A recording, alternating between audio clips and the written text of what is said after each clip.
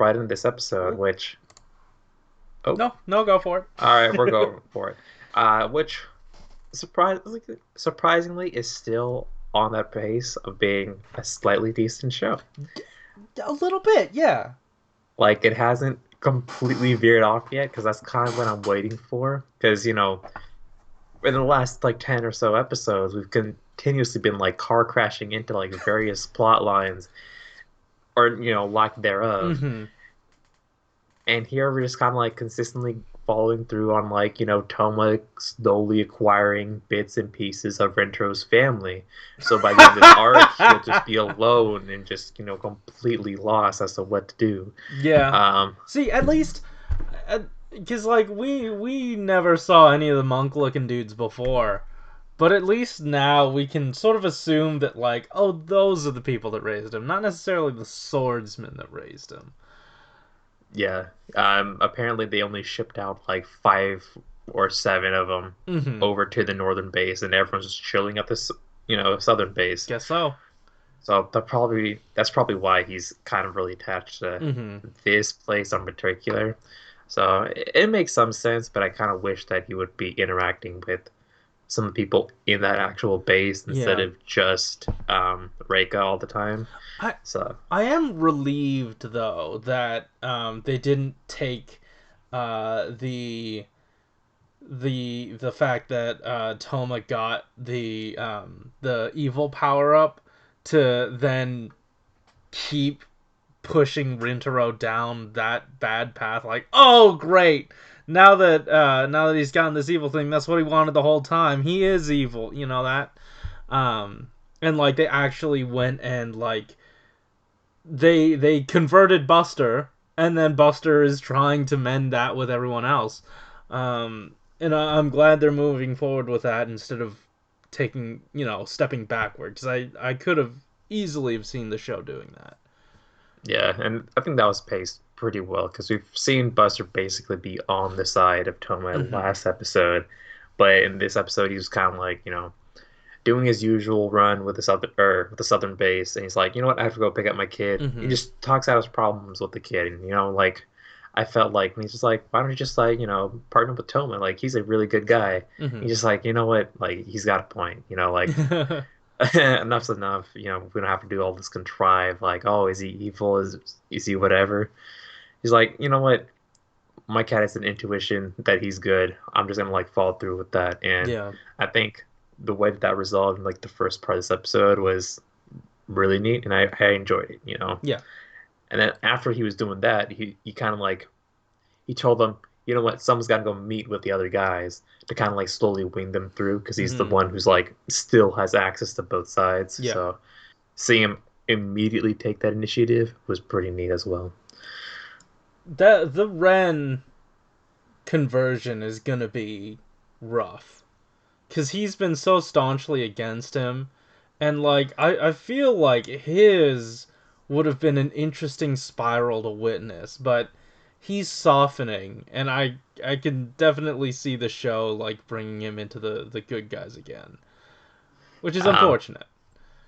yeah, I wonder if he's gonna get his books back because apparently we can do that with Primitive Dragon, Oh yeah. just yoinking them all over the place. Mm-hmm. Um, Speaking of like different forms, we've been alluded to a new writer who Yeah. has smoke powers the entire time. Mm-hmm. I'm glad that they were like actually making it like a writer's powers and not just like random, ooh, mysterious Yeah, bullshit. yeah.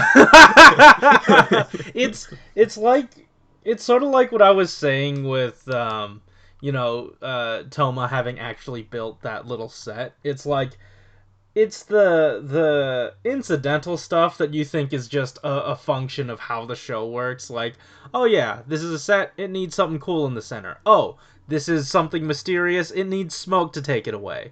But no, things are being explained, and I Yeah. appreciate that. Um, so it is moving in an upward direction, and I'm happy about it. I'm happy to like Saber for Yeah. now. Yeah. And like the whole um reasoning that we're kind of like getting this random power up, I'm a lot more comfortable with it right now Mm-hmm. because that power is like obviously looking for something. The Master of Logos is probably sensing that, you know what, like they're all gonna be like coming in for this book. Might as well like give it. Mm-hmm. Saber's the one who's gonna handle it, and whatever that book is looking for, they're probably gonna find it, and like maybe they can like advance the plot with whatever that MacGuffin is, you know? Well, I mean, I see they're laying the seeds for that sorrow because like the it says it has this unimaginable unresolved sorrow, and it latched onto Toma, and then the book said it was all about like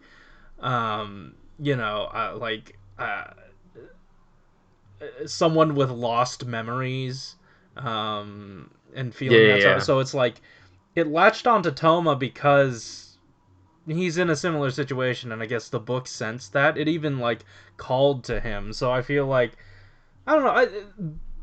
I know that you were shaky on the power up initially, um, and I was still okay with it. I liked it, and I really like that they're at least tying it to him in a way where the book feels some sort of camaraderie with Toma.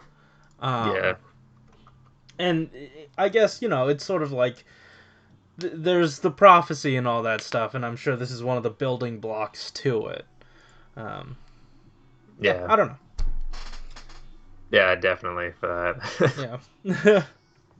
Yeah, I'm totally like on board with this kind of like happening, and I mean, I guess like the backstory is like a little vague right now, so who hmm knows where they're gonna be like taking care of that? Because we already had like one mysterious kid in his backstory, and then we're kind of like piling another one, you know? Yeah. So it feels like a little bit weird in that regard, but hmm like I'm fine for it.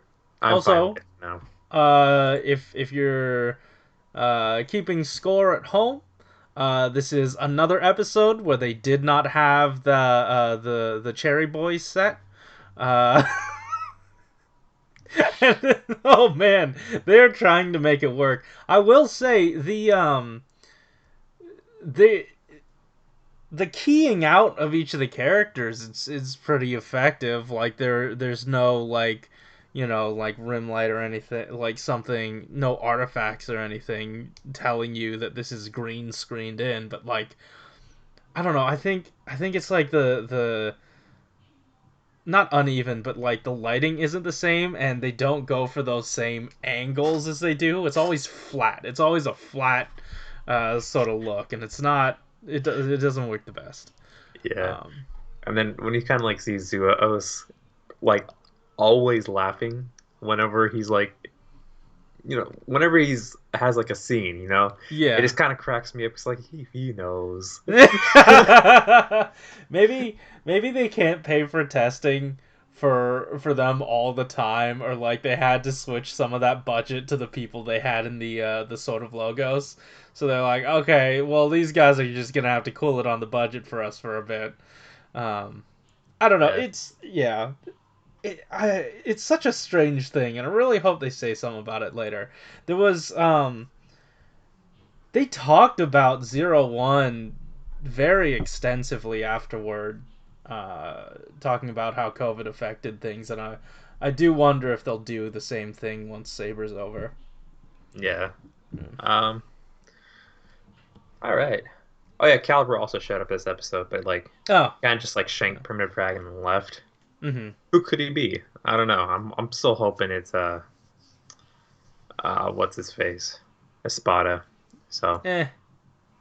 that's my I'm hope, like but I have my like nothing to really base it on. yeah. I mean, I feel like that was gonna be the case earlier, and like that guy's too attractive for them not to bring back. Yeah, So, yeah. all right, We have a couple comments. that's right. All right, let's dive right into those. Which one's first? I have Mr. New Minds up here. All right. I think Tassel is Caliber or Tento. I don't know. Oh yeah. If you watch the watch along, I did say I hope that Tassel's also Caliber because, but that just seems like a red herring they just threw out there just to mess with us. Sure, I don't know. He had to get out of there real quick. I don't know Yeah. why. Maybe Um, they don't have funding for that set as well, so they're I just like guess so. you just gotta leave, dude. Yeah. We're gonna key you in for starting tomorrow. All right. And our second comment is from Keijon. Rentaro needs to do something relevant soon because Yuri, Daishinji, and Ogami have been doing the secondary writer job in his place for far too long. Honestly, I'm considering Yuri as a true secondary writer of this show. Yeah, like honestly, like they've sacked this character so hard that I just like I I, just don't care about him nearly as I'm much gonna because they're I'm, iceboxing him so hard. I'm gonna wait to pass judgment once the show ends, because like, even Gatak, he wasn't the second rider that showed up. It was Zabi, but Gatak is always known as a secondary rider, so I feel like Rintaro might still hold the title. So depending on how the show shakes out, we'll see. Like this story arc is gonna conclude with them on the same page, and it'll all be fine. Like we'll get back to a Rintaro that we deserve. Yeah, as long as they resolve his character, because like the problems that he's kind of like dealing with right now, I can understand them, but I don't think that they're the best. I don't care to see it. Like Yeah, I get what they're going for, but I don't.